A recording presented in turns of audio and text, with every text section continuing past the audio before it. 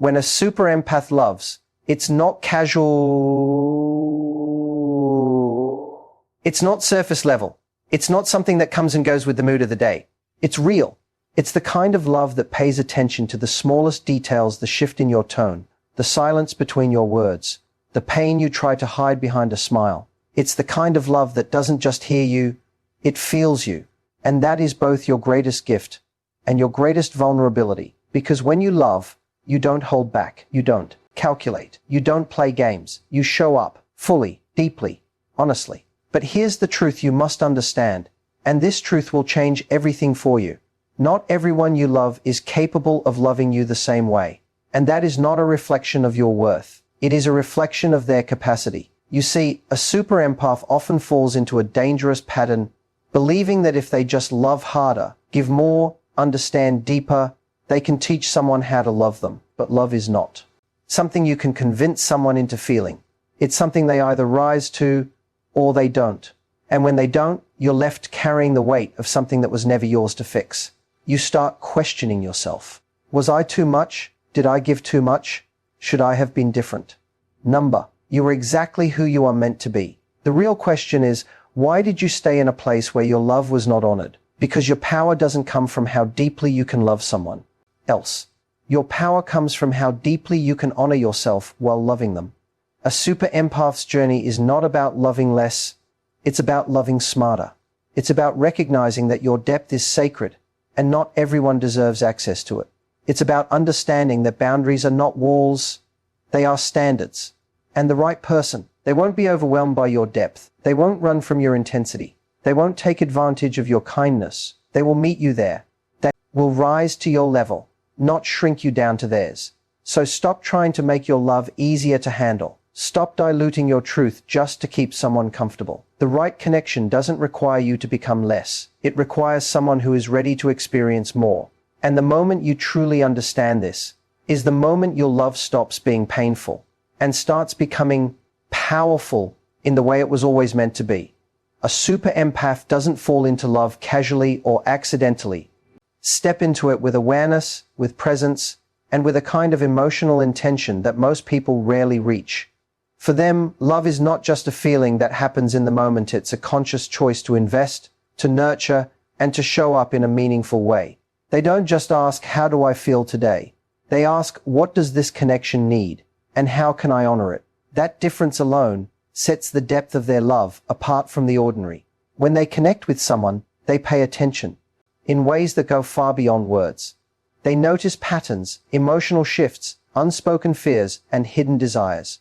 They listen not just to respond, but to understand.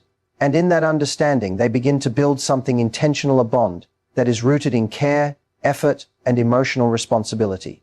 Their love is not passive. It is active, alive, and constantly evolving.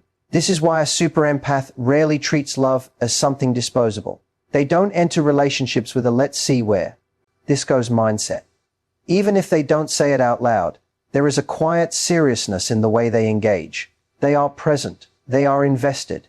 They are already thinking about growth, about connection, about how two people can create something meaningful together.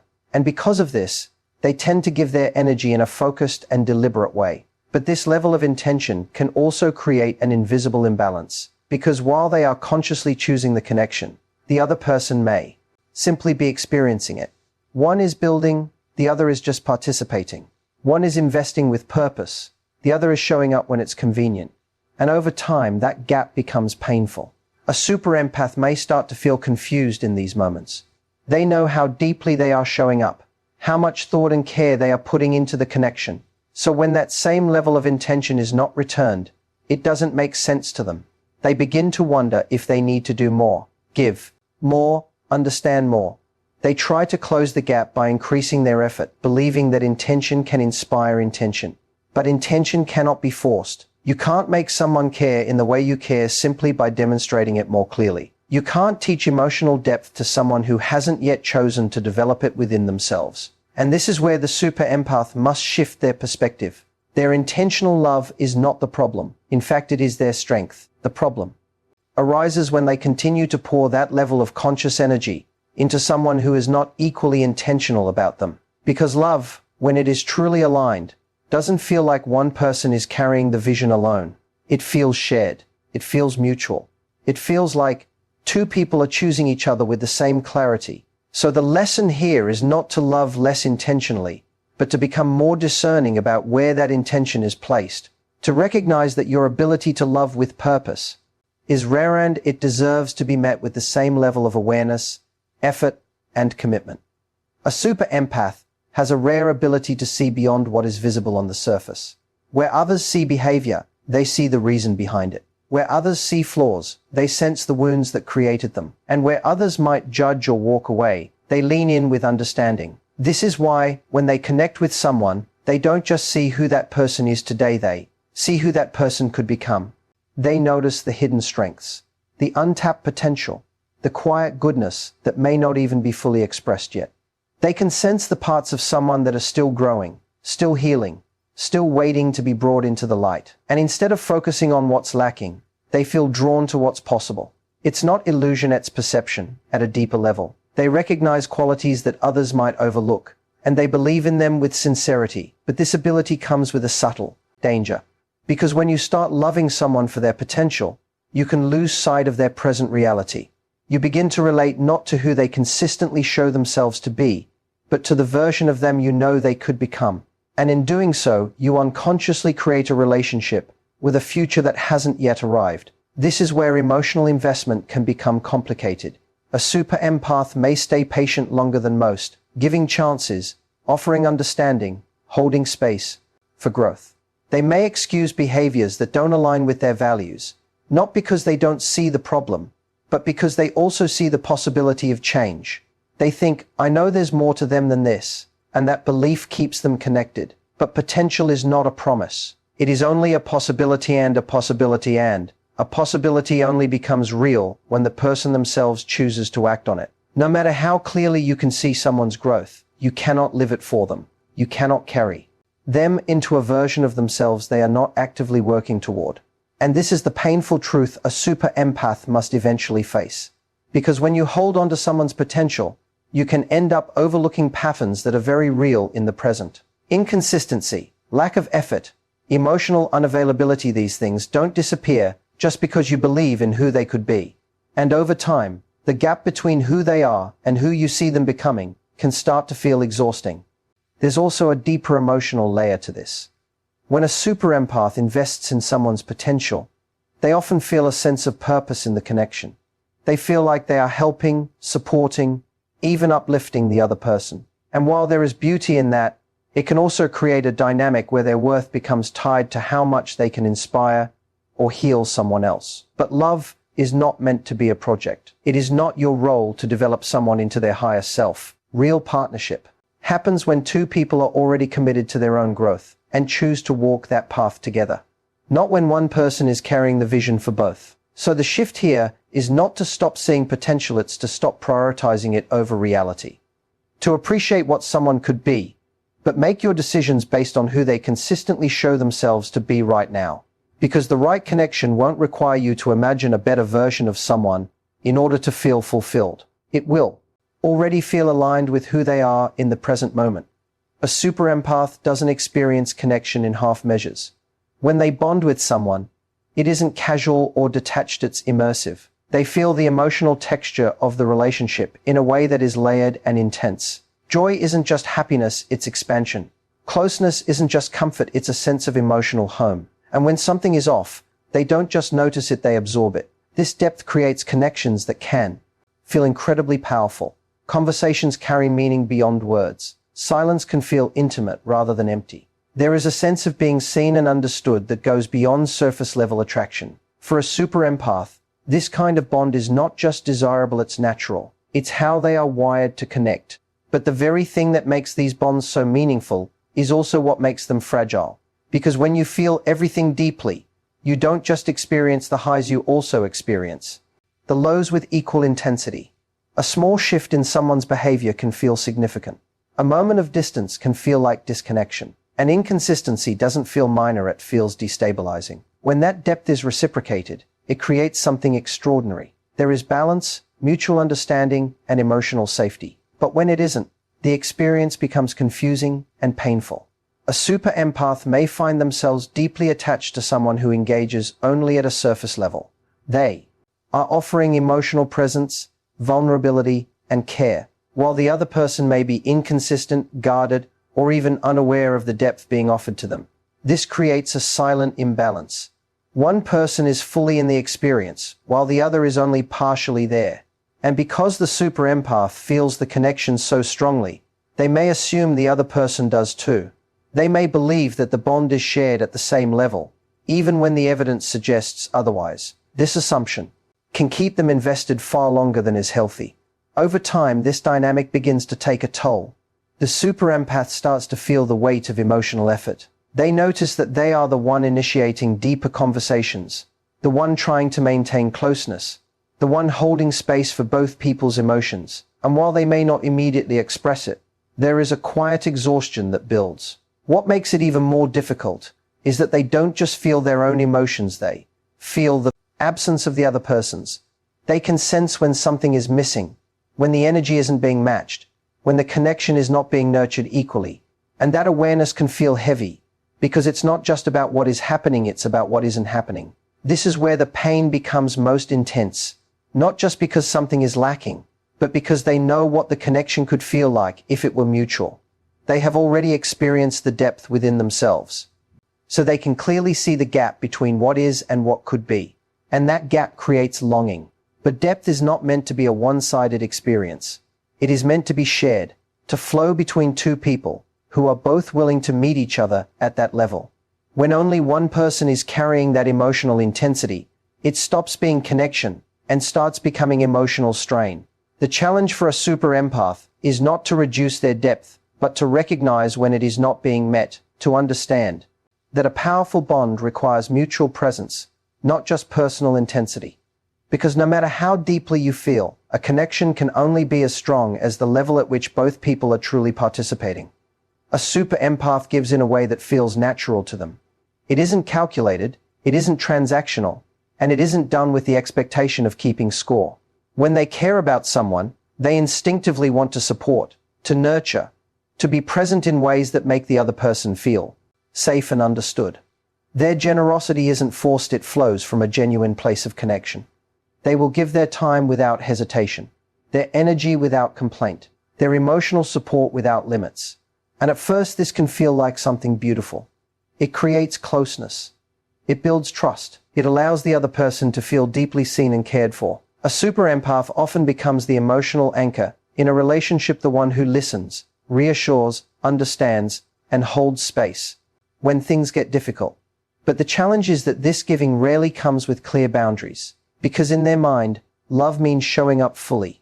It means being available, being supportive, being there when it matters. So instead of asking, is this too much for me? They ask, does this person need me right now? And slowly, their focus shifts away from themselves. They begin to prioritize the other person's needs over their own well-being. If the other person is struggling, they step in. If the other person is distant, they try harder. If the other person is inconsistent, they compensate by becoming more consistent. It becomes a pattern of overgiving in an attempt to maintain balance in a connection that is already uneven. At first, they may not even notice what's happening. Because giving feels good, it aligns with who they are. It reinforces their sense of purpose in the relationship.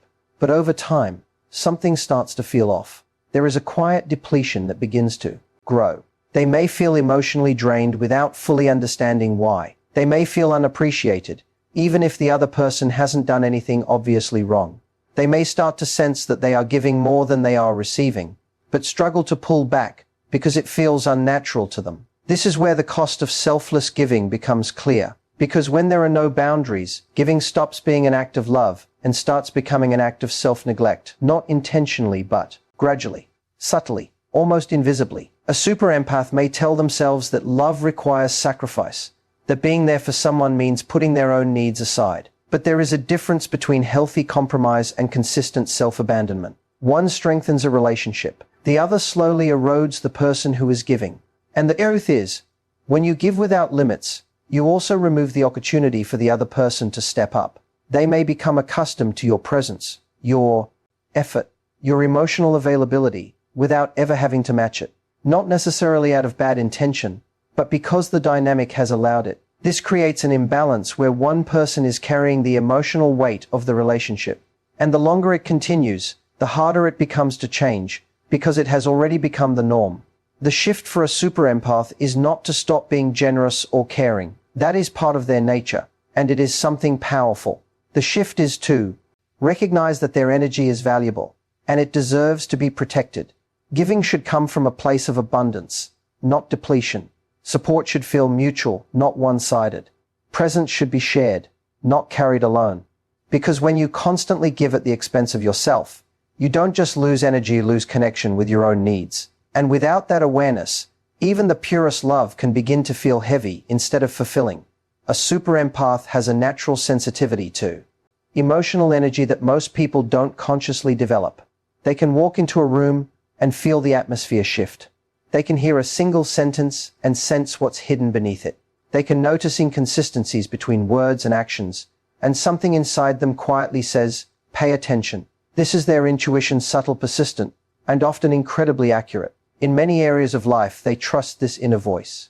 It helps them understand people, avoid harmful situations, and navigate complex emotional dynamics with clarity. It's like an internal compass that points toward truth, even when that truth isn't immediately visible on the surface. But when love enters the picture, something changes. The same person who can read everyone else so clearly may begin to second-guess their own instincts. They feel the red flags. They notice the misalignment. They sense when something isn't quite right. But instead of fully trusting that awareness, they start to rationalize it. They tell themselves, maybe I'm overthinking. Maybe they're just going through something. Maybe I need to be more understanding. And just like that, intuition gets pushed into the background, while hope takes the lead. This doesn't happen because they lack awareness. In fact, it happens because they have so much empathy. They can see multiple perspectives at once. They can understand why someone might behave a certain way. They can feel the pain, the fear, or the confusion behind another person's actions. And that understanding becomes the reason they override their own inner voice. Instead of saying, "This doesn't feel right for me," they say, "I understand why they like this." Instead of setting a boundary, they offer patience. Instead of stepping back, they lean in further. Over time, this creates an internal conflict, because their intuition doesn't disappear, it stays present, quietly signaling that something is off. But their desire to maintain the connection keeps them from acting on it. They live in a space between knowing and ignoring, between awareness and action. This is where emotional confusion begins to grow. They may feel anxious without a clear reason, drained without obvious cause, unsettled even when things appear fine on the surface. And the reason is simple. When you consistently ignore your intuition, you disconnect from your own sense of safety. Trusting yourself is what creates emotional stability. It's what allows you to move through relationships with confidence and clarity. But when that trust is compromised, when you repeatedly choose someone else's potential or feelings over your own inner knowing, you start to feel ungrounded. A super empath might then look for external reassurance. They may seek validation from the very person who is causing the uncertainty, hoping to feel secure again. But that security cannot come from someone else, when the real issue is the disconnection from their own instincts. The deeper truth is that intuition doesn't need proof. It doesn't argue. It doesn't force, it simply signals. And its purpose is not to judge others, but to guide you toward what is right for you. Learning to trust that voice again requires a shift.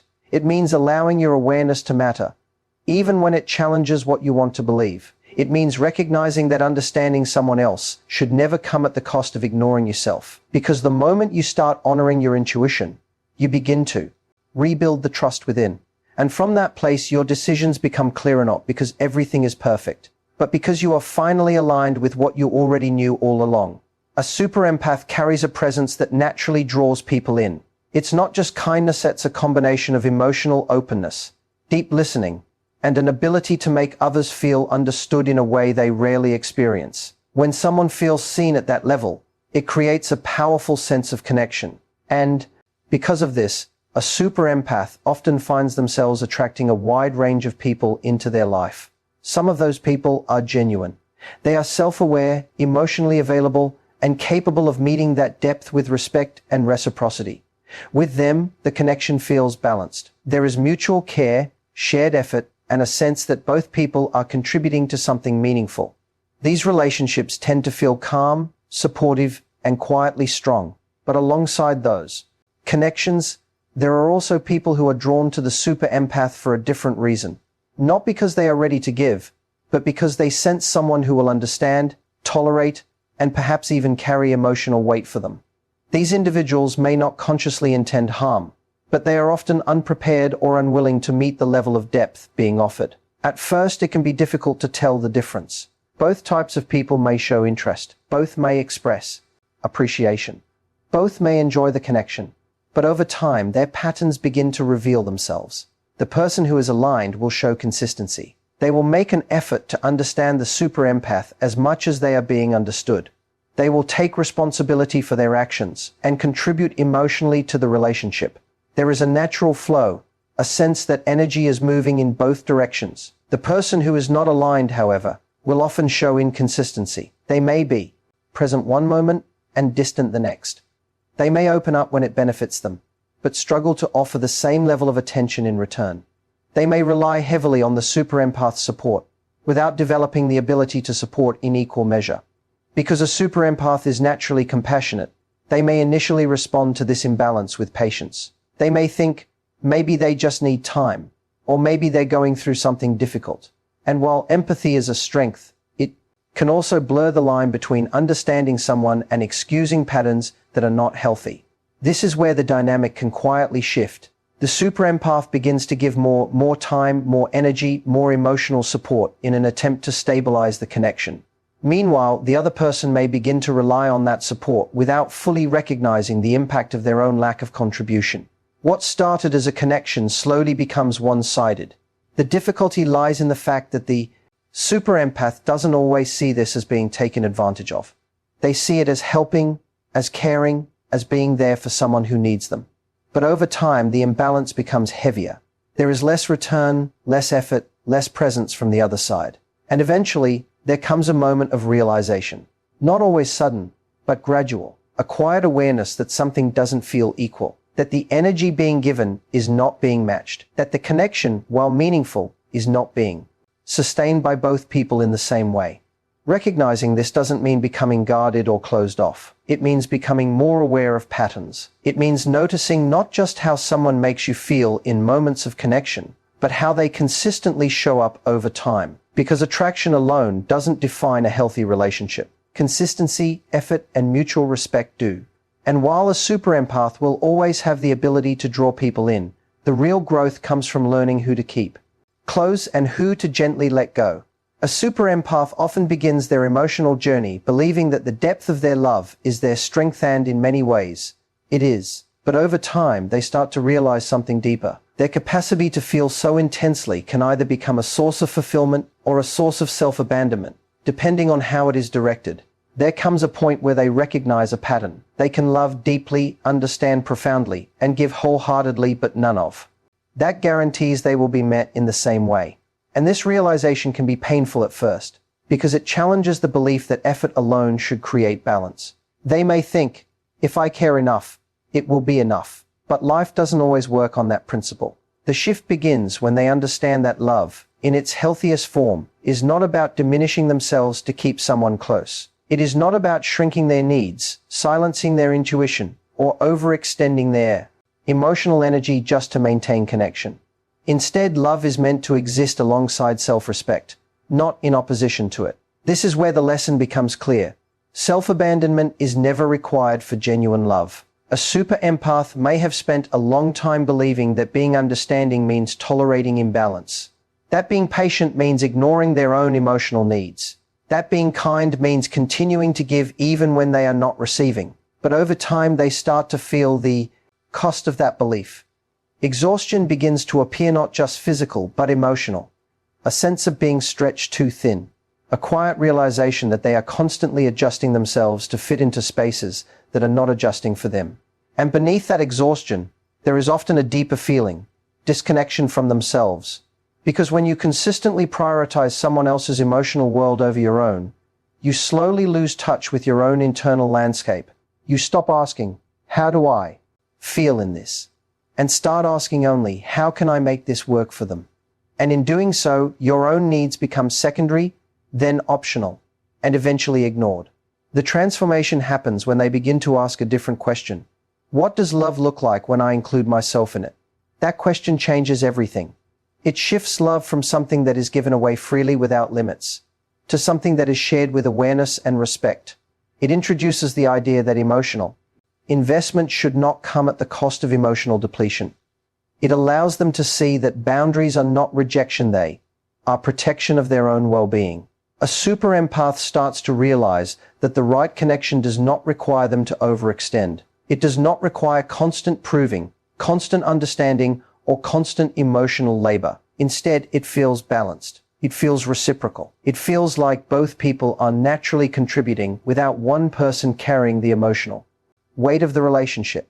And perhaps the most important realization is this: being deeply loving does not mean being endlessly available to those who cannot meet you halfway.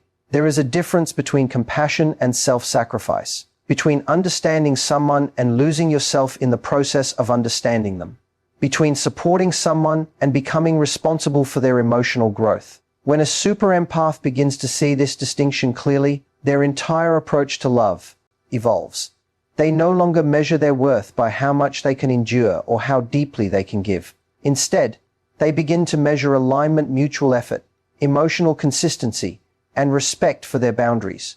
And from that place, love doesn't become smaller. It becomes cleaner, clearer, more grounded, no longer driven by the need to fix, prove, or hold everything together alone, but shaped by the understanding that real connection should feel like expansion, not erosion of self. Thank you for your time and openness. May you carry these insights forward with clarity and strength. Goodbye, and take care as you continue growing into your deeper understanding of love and self-respect.